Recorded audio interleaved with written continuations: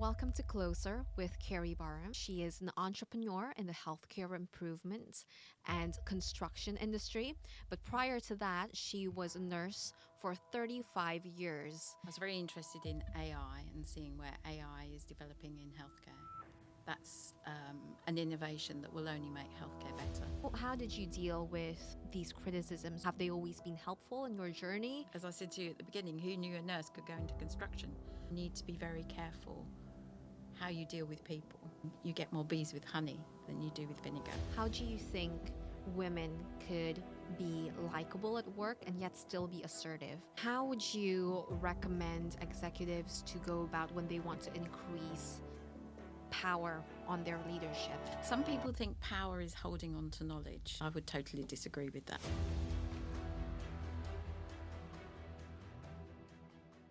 I'm so excited to have her in the podcast, and I'm beyond privileged. The aim of the podcast today is to cover a lot about her career journey, what she learned along the way, her thoughts about management, leadership, and also personal development.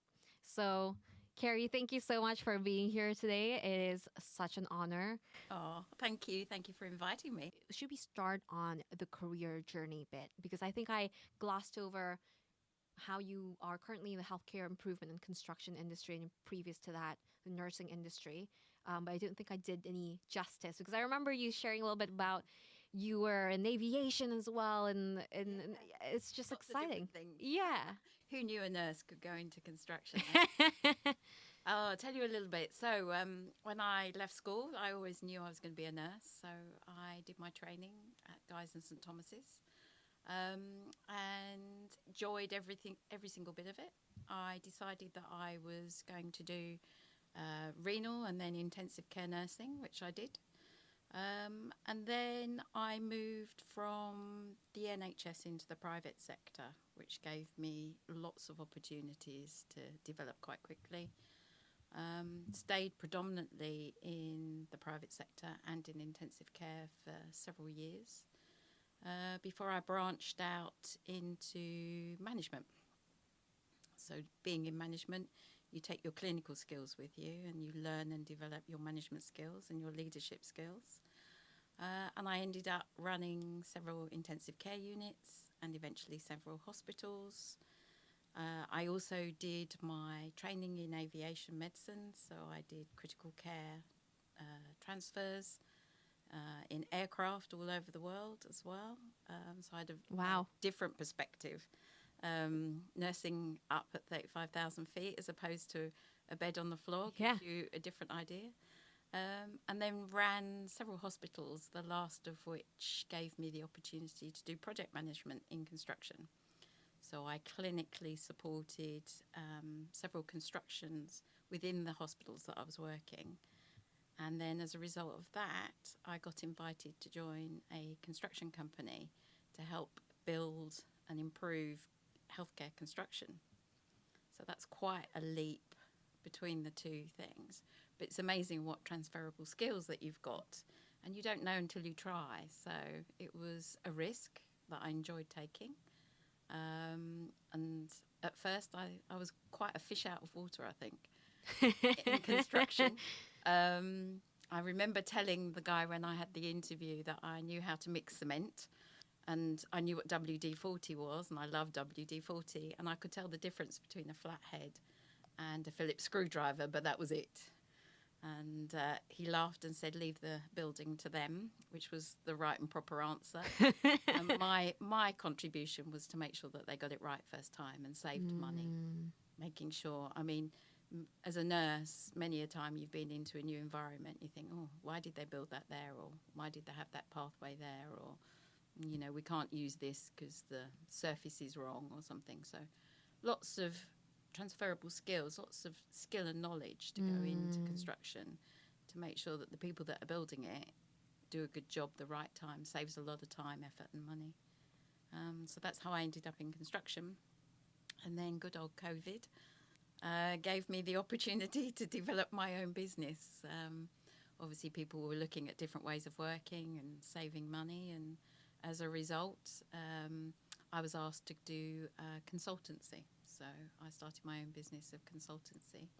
So So I use my background in nursing to do healthcare improvement, and I do use my skill and knowledge from my years in healthcare construction to support designers or people that are buying healthcare environments, usually medical people that have the money to buy the facility but perhaps don't know where to start with the design.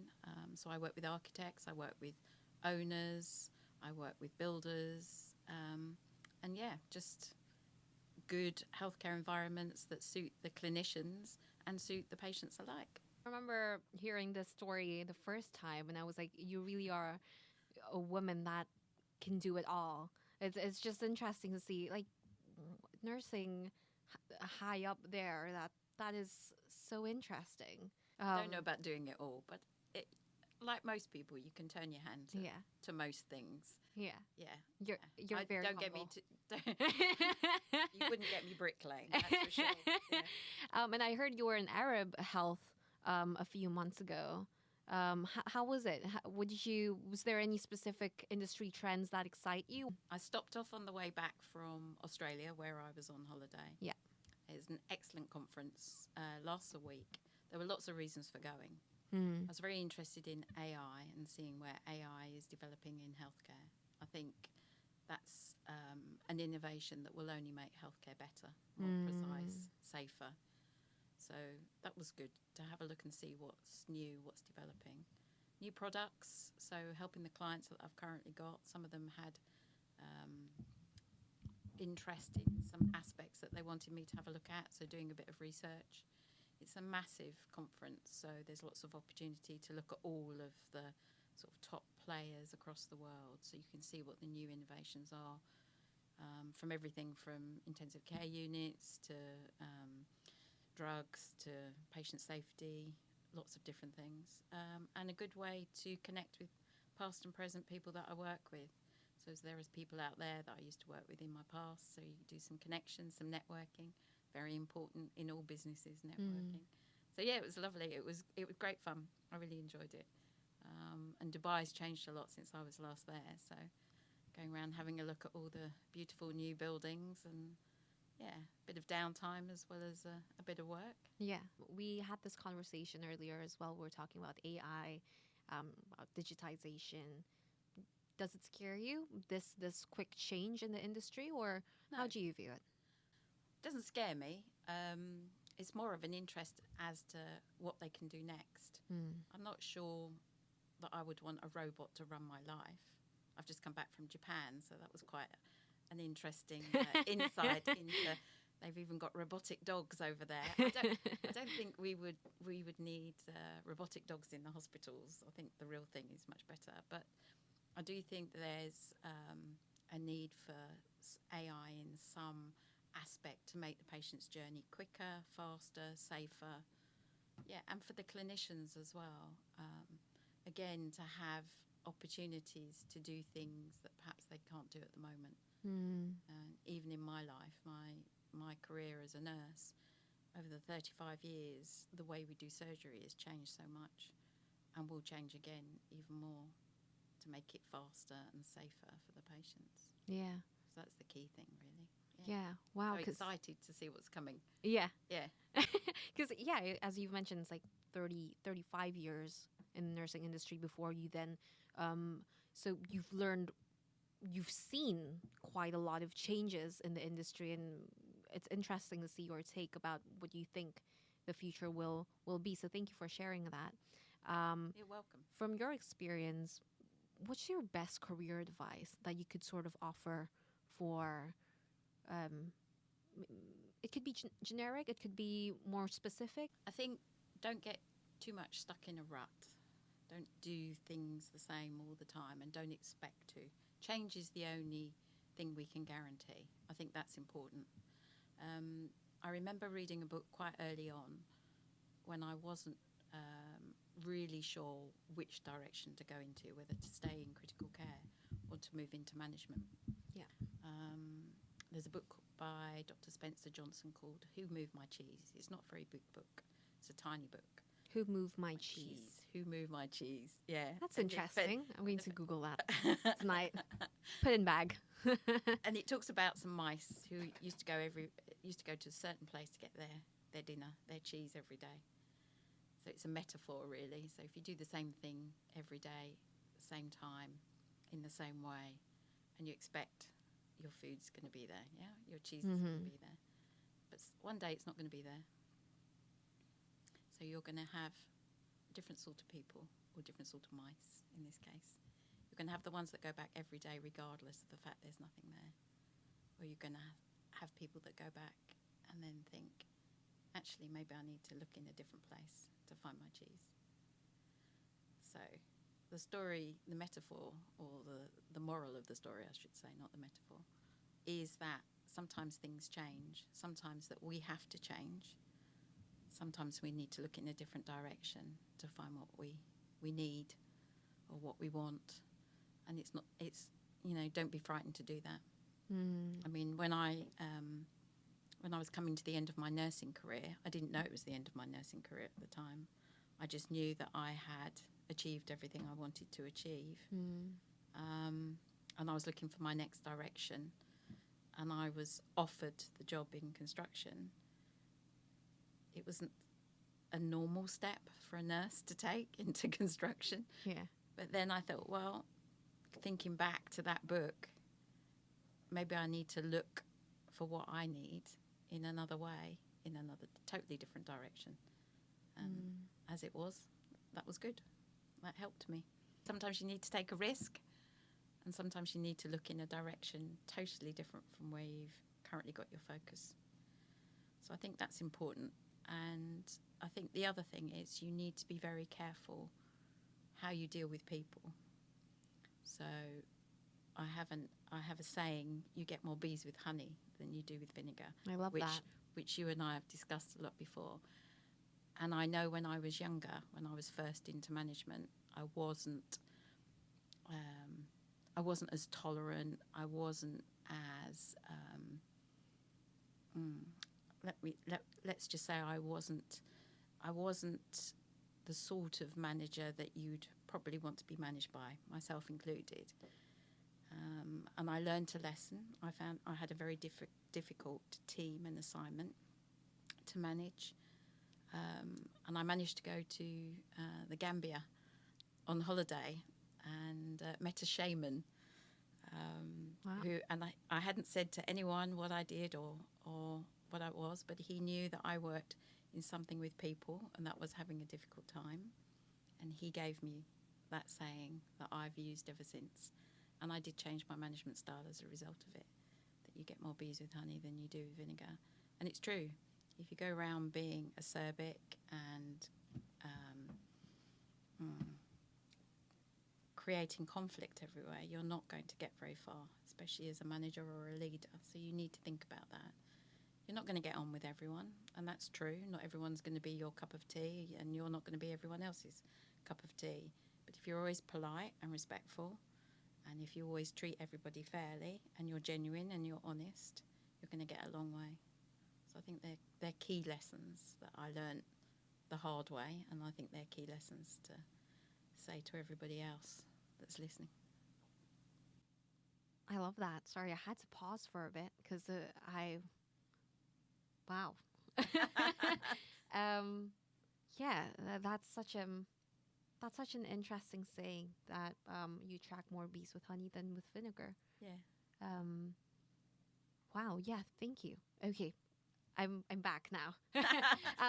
So I also, when we were talking about your career journey, I think you mentioned that you were in an industry that you were very familiar with, and then eventually you moved into construction. You said there's quite a lot of learning involved when it was that transition, and I'm sure you gathered some feedback along the way and some criticisms. How did you deal with these criticisms? Maybe both constructive criticisms and maybe not so constructive criticisms. Have they always been helpful in your journey? What do you think of them? I think a lot of people, when they get criticised, take it personally. And I'm no different from that. Sometimes when people criticise you, if they say it in such a manner, you might take it personally, and it can cause a lot of mental health issues. It can cause a lot of um, self-doubt. I think the lesson to learn from that, and I think as I've got older, I think what I've realised is when people give you criticism, they're doing it for your own good. You might not see it at the time, but usually it's to help and support you. I mean, obviously you get some negative people, but on the whole, most people are trying to do it to help improve you. So you should try and take the personal piece out and then look at it for what it is and try not to react immediately to it. Sometimes you need to take it away, maybe even write it down. Some people like to write things down and then have a look at it and really see what the deeper meaning is there. I know in the past I've reacted badly to constructive criticism when I was a lot younger because I didn't know how to deal with it. I didn't know how to take it. But as you get older, you understand that there are quite a lot of wise words that people say to you. And if you can take on board, maybe adjust, learn lessons, improve either your manner or the way you speak to people or how you do things. I remember being criticised because I was too fast at doing things and my team couldn't keep up. And I was very offended by that at the time. But then on reflection, I realised that if I was speeding light years ahead, I wasn't going to bring my team with me. So I was never going to achieve the objectives and the goals. So it made me stop and think. And in fact, I went back to the team, which at that point I was still quite young and developing in my style. Was quite a tough thing to do, but I sat down with them and I said, okay, how can I make this better? What can I do to improve myself? What do you need from me? And a lot of it was just slowing down, just taking my time to explain things and just checking that they understood. And once I did that, that was it. We could fly as a team. But yeah, sometimes it's hard to learn. It's hard to know that you've got faults. No one's perfect. And you need to stop and think. And it isn't always easy to take criticism. But I also learned there are ways of giving, as you say, constructive criticism. Right place, right time. You've got to pick your moment. You've got to pick the environment. You've got to get to know the people that you're trying to give constructive criticism back to, because everyone reacts differently. What makes that person tick? And try and put it in the context that you know that they're going to hear it. So yeah, lots of lessons, and learning is all the time. Every day's a school day, as I say. You can still learn. It doesn't matter how old you are, how experienced you are. You can still learn. Just something that I noticed is that you're really positive in your interactions, and you're such a likable person as well. But you have such a successful career. How do you think women could be likable at work and yet still be assertive? Well, a smile goes a long way. So I think that's very key. Making sure that you're approachable. So smile, open, friendly face, good communication, making sure that you address whoever you're speaking to with the right body language, with the right attitude. Know your subject. Absolutely know your subject. But be open to listen and learn more. So maybe learn around your subject. Listen to podcasts, watch other people, go to seminars, follow key people in the area where you are, so that you understand a rounded topic, so that you can hold your field. You know, you can go into a room full of male or female colleagues and be able to offer something constructive to the meeting or to the conference or wherever you are. I think definitely be very generic in your approach to everything. You know, make sure that you're seen as a genuine person. So present yourself in such a way, and I'm talking about how you look, how you sound, how you feel, that fits in with the majority of your peers, so that you don't put yourself into any of the categories that other people might want to put you in. But make sure that you're heard. So wait your turn. You don't have to interrupt. You can wait for your opportunity to speak at a conference or speak at a meeting. Make sure you're well prepared, um, and make sure that you're always genuine and you're honest and you're consistent. So in your approach, you can't, Mm. and stick to your values to make sure that you stand your ground. If someone challenges you, you don't have to be defensive. If you don't know the answer, just say, um, "Can I get back to you on that?" So that you're giving yourself time to think. You're not I like that. you're not going to give the wrong answer or an answer that's going to get you into hot water. But I do think networking is also very important. Um, you get to know lots of different people in the industry, male and female, and you get your name out there and people get to know you. And going back to the bees with honey, always be pleasant, even if you don't like the person or you're not getting on or you don't agree with their values.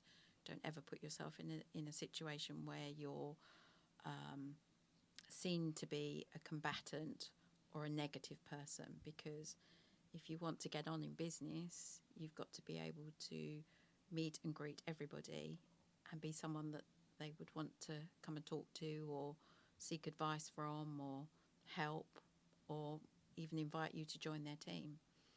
So, yeah, you've got to be someone that knows what they're doing but is a pleasant person to work with.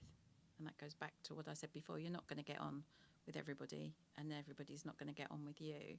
But if you're always professional, then you'll go a long way. I know that you've been really passionate about coaching executives as well. Mm-hmm. And as you should, because you've been since the first time I met you, you've been giving me a lot of just guidance and direction and like how to approach business scenarios, and it's so inspiring to hear. So, from your experience, my question is there any common themes that executives normally face? And what are like the common advice, maybe not common, like generic advice that you would give for these um, themes, recurring Okay. themes? A lot of people get stuck, especially if they get quite high up in a business, because they've aimed to get to that spot and they've got there, and that's amazing, and they've done really well. And then they look around when they get to the top and they think, what do I do next?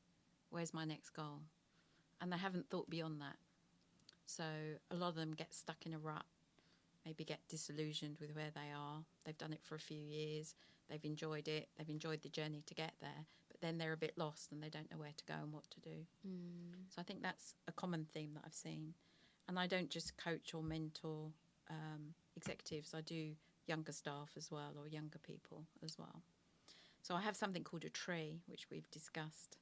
I love the So tree. the person is a tree, the trunk of the tree. Yeah. And then I draw lots of branches on this tree. And then you have your life skills so far. So what you learnt at school, college, university, subsequent training posts. And you hang everything on this tree, little baubles on the tree, everything you've learnt so far from your life, from your hobbies, from your friends, from your parents, everything you can possibly think of. And then we look at the other parts of the tree, the higher branches of the tree. Where are you now? What have you got now? Where do you think you might like to go?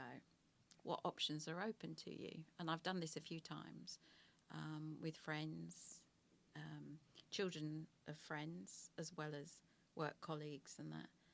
And then we can look at the different options of what's available to them. Maybe things they haven't thought of.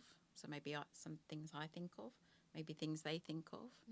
And it can be out there. It doesn't have to be, if you're a lawyer, it doesn't have to be that you're going down other legal avenues. They might want to be, I don't know, world champion surfer or something like that.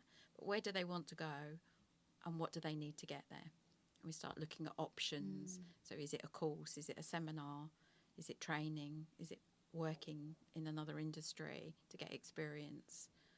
Whatever it is, what's the journey? How they're going to get there? How they're going to achieve it? And then I give it to them after we've finished and they go away and think about it. So that's really useful. I found that's quite a useful tool. Yeah. I've quite a lot of people I've done that with have found that quite useful I as love well. that. But yeah, a Yeah. lot of people get stuck when they get high up. So it's probably never to stop dreaming, never to stop looking at different ways to challenge yourself.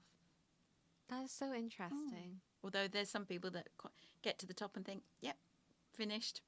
I want Yeah. to give I want to give up now. I want to retire." But even then, how are you going to retire? How are you going to do that? And that could be from 30 onwards. A lot of people want to retire at 30, 45. And I guess this tree that you have shared, it's also helpful to maybe prevent getting stuck in a rut, or Yeah. because it will always present you with the ability to go high level and see all of these different options before you eventually reach to a rut, I assume. But also go sideways. Mm. Go into a different aspect altogether. Who knew, as I said to you at the beginning, who knew a nurse could go into construction? I mean, I love this story. that was a sideways Yeah. step I never saw coming. Yeah. But, you know, people that are very good at maths, maybe, working in a university, did they know they could go into construction? There's loads of roles in construction for people that are really good at numbers and maths. They're called quantity surveyors, and they're a key part of construction. So yeah, people with skills of running things can be project managers in so many different industries. So yeah, there's always a different way of doing something or using your skills. Yeah. Yeah. And it's good to go somewhere where you take some of your skills but learn new ones, Yeah. because that's how you develop. Yeah. And then coming back to the executives topic, how would you recommend executives to go about when they want to increase power on their leadership positions? Well, power, some people think power is holding on to knowledge and not sharing. I would totally disagree with that. The more powerful you are, the better you are at sharing.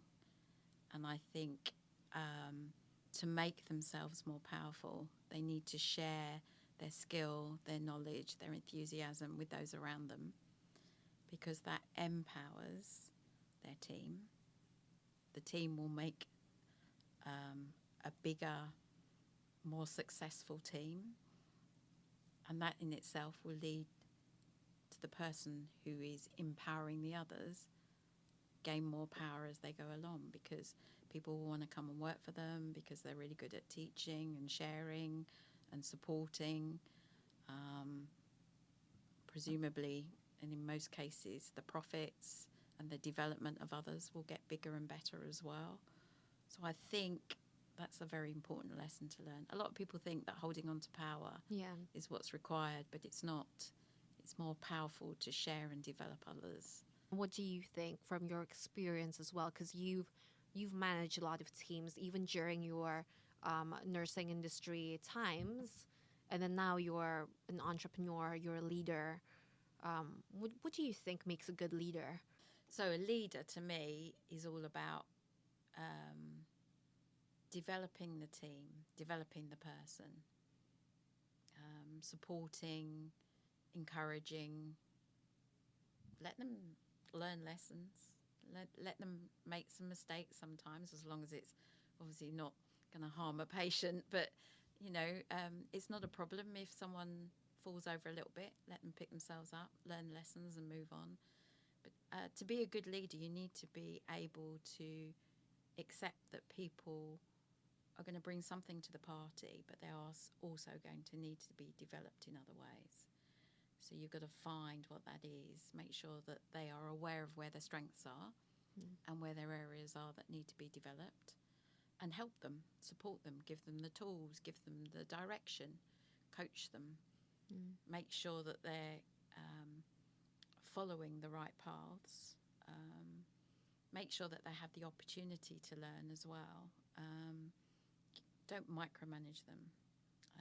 Make sure that they can maybe pick their own teams or pick their own projects, and let them see where their own strengths are and where their areas are that they need to develop. Make sure it's very positive. Be there for them. Chats, might be informal chats, might be formal chats. But yeah, definitely support. And when you have, make sure you have a clear vision and a clear direction of where you're going. Make sure that they have clear objectives so that they know what they're doing, and then just let them run. That's the important thing, but always be there for them. And if somebody wants, like a touch point, as I call it, I'm thinking of doing this, but I'm not sure. Then, okay, don't answer the questions for them all the time, because they're never going to learn. Okay, which way do you think you should go, left or right? And why do you think that, and how? So I think that's important as well. Don't micromanage them. Make sure that they have their head and they can work things out for themselves. I think to close up, to wrap up the podcast, I have two short questions for yourself. But I think I'm just interested in hearing your response in this. The first one is, what are you most grateful for currently in your life? I think the ability for me to be able to travel extensively as I do, and be able to work at the same time. So I travel and I work too. So I suppose in today's world of remote working, I'm grateful for that development. But I think grateful for the people that along the way have taught me to be a better manager and leader. So some of my own mentors, I'm grateful for their support as well. So a couple of people in particular who really helped me hone my management style and my leadership skills. And lessons learned, as I said to you before, I haven't always responded well to things, especially when I was a junior manager or a junior leader. So I'm grateful that I've been able to learn the lessons and develop my own skills, and to the people that have helped me along the way. Yeah. And probably for the internet to allow me to work remotely from anywhere in the world. I love especially the fact that you recognize and appreciate the people that has taken part in your journey to help you become who you are now. That's, you're obviously such a humble person. It's really inspiring to see how someone could be so high achieving, but also be so grounded in the same time, be able to see left and right and recognize that you're here because of also their role in your life. So that's wonderful. Thank you, Kerry. Another question is, I think a lot of people phrase this question in a way that, what advice would you give to your past self? But I'm curious as to what advice you would give to your future self instead, because I think that would be a little bit more interesting with the knowledge that you have so far. I think don't be frightened of taking a risk. So I took a big risk when I left nursing to go into construction, and it's paid off. Yeah. So I think my future self, not be frightened to take another risk. And that might be in this country, or it might be in another country. Yeah. That would definitely be something. And I think maybe embrace more with AI, because I think that is the future in many aspects of the industry that I'm in at the moment, be it from my past life in healthcare or my current life in construction and healthcare improvement. I think AI could probably make quite a big difference. So I think make sure I'm abreast of that, and then also embracing it, which, I'm pretty good at embracing change anyway. I like change. I like different things as well. And maybe network more outside of my own sphere of interests. Meeting you has been very interesting, and developing different knowledge and skills outside of healthcare. You do tend to become entrenched in areas that you're currently in, or you were in, or you're thinking of going in. Perhaps step outside of that a little bit as well. And maybe and we were laughing at this earlier, get a little bit more onto the social media side. I am not of the generation that lives on my phone, but maybe there's a little bit to gain from a bit more social media. How privileged I am to have met you, cross paths with you in the beginning, learned so much from you in terms of women in leadership, um, management styles, how I would like to approach my career, personal development. Also, just gain so much inspiration from your career journey. So, thank you so much for sharing. Well, welcome, and I hope some people will find some of what we've discussed interesting I'm sure and they will. learn. Yeah, Yeah. happy to take questions. Yeah. And they can find you on. They can find me on Barham Consulting Limited. I'm on LinkedIn, so they can find me on LinkedIn. Kerry Barham at Barham Consulting, or Kerry at Barham Consulting. If they want to contact me there, happy to help. Wow. Thank you so much, Carrie. You're welcome.